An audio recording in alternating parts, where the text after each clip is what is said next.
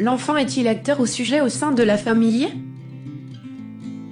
Un enfant est un individu soumis à l'autorité parentale jusqu'à ses 18 ans.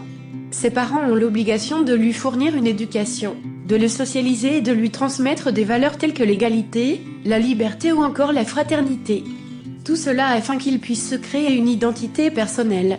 Il peut être sujet, c'est-à-dire un objet passif dépendant de l'éducation fournie par les adultes. Mais il peut être aussi un acteur, c'est-à-dire un participant de la vie de famille à travers des actions qui influent sur son développement. Pourtant, sa place au sein de la famille a évolué au cours du temps. Alors, l'enfant est-il acteur ou sujet? Autrefois et jusqu'à il y a peu, l'enfant était considéré comme un sujet. Dans les sociétés traditionnalistes, il était pour les parents un être humain inachevé incapable de raisonner, qui représentait une tâche. Loin d'être une priorité dans la famille, l'enfant n'était qu'une bouche à nourrir de plus, et un revenu supplémentaire lorsqu'il pouvait travailler.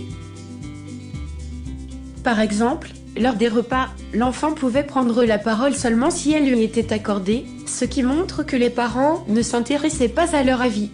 De plus, ils devaient se soumettre à l'autorité sous peine de punition, qui pouvait être fréquemment violente. Parfois, les enfants et les parents prenaient des repas à des moments et des endroits différents, ne partageaient donc pas de repas de famille. Considérés comme inférieurs, ils n'avaient pas de place dans une table d'adultes. Aujourd'hui, la place de l'enfant au sein de la famille a évolué, il est devenu plus important et surtout un acteur. Dans les sociétés individualistes, l'enfant est considéré comme un individu important, acteur de son propre développement et capable de s'approprier le monde. Membre à part entière de la famille, il est placé tout en haut du podium.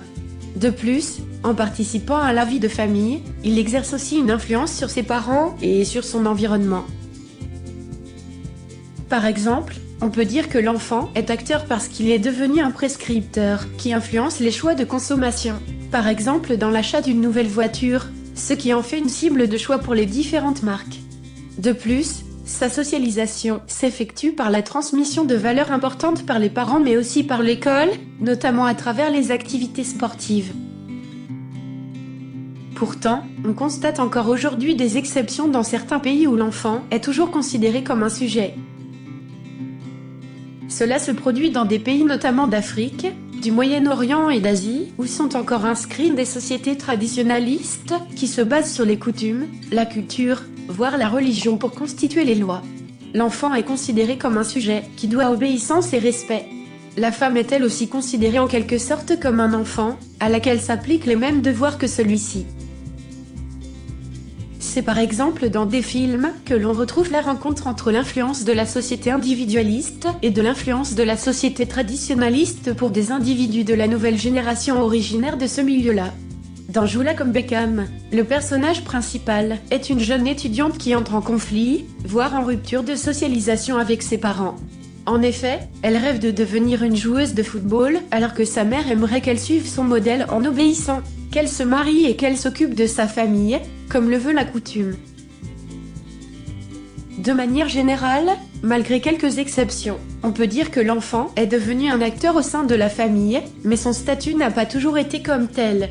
En effet, nous pouvons constater que l'évolution de la place de l'enfant varie de manière inversement corrélée au nombre d'enfants par famille, qui a tendance à diminuer au cours du temps.